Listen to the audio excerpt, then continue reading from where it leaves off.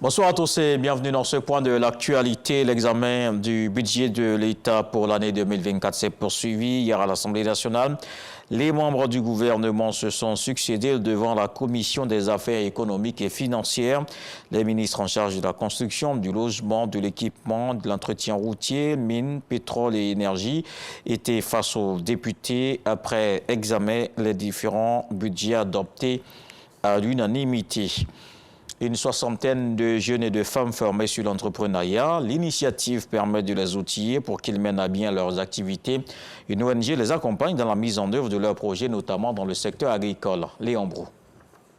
Petits agriculteurs et autres porteurs de projets de création d'activités génératrices de revenus en Côte d'Ivoire, il en existe dont le succès repose sur TechnoServe. L'organisation de lutte contre la pauvreté les a formés à l'éducation financière. TechnoServe m'a organisé.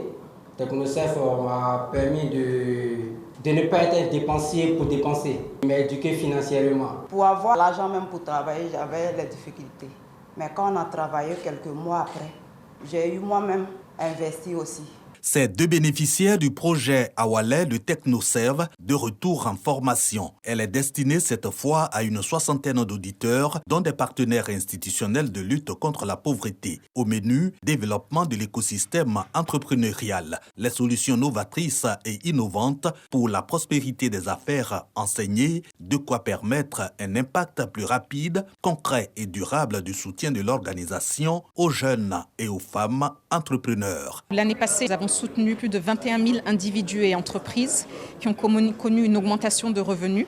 Notre mission, c'est aider les gens de trouver un moyen de gagner leur vie mieux et sortir de la pauvreté. Le montant que nos clients ont gagné l'année passée, c'était 366 millions de dollars américains additionnels. Pour 2023, l'organisation travaille à sortir de nouveau 100 millions de personnes additionnelles de la pauvreté dans laquelle les crises mondiales les ont replongées. Et allons à Zopé, dans la région de Lamé, la Caisse nationale de prévoyance sociale a initié une séance de dépistage du diabète et de l'hypertension artérielle. Les personnes d'un certain âge en sont les bénéficiaires. Cette opération s'inscrit dans le cadre de la célébration de la journée internationale des personnes âgées. C'est un soutien apporté à cette frange de la population. Dans le reste de l'actualité au Tchad, la plateforme des médias indépendants pour les élections apaisées dénonce quelques irrégularités. Elle dit avoir examiné le résultat des statistiques du fichier électoral rendu public par la Commission nationale chargée de l'organisation du référendum constitutionnel. Ces irrégularités, selon la plateforme, ne sont pas de nature à favoriser une élection apaisée au Tchad. Alors, elle propose pour le référendum de décembre davantage de transparence dans la distribution des cartes d'électeurs et dans la campagne électorale. Un sommet Arabie Saoudite-Afrique a lieu depuis vendredi à Riyad.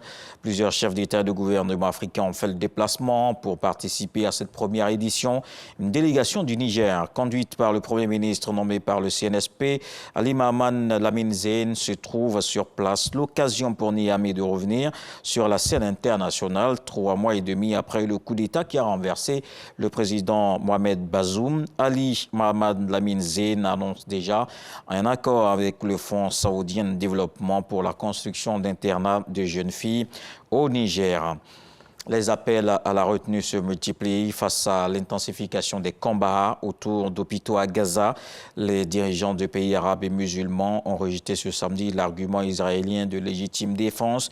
Le président iranien est arrivé en Arabie Saoudite pour un sommet sur Gaza. Il faut agir, a déclaré Ebrahim Raïssi à l'aéroport de Téhéran avant de se rendre à Riyad. On se retrouve à 19 h pour la grande édition.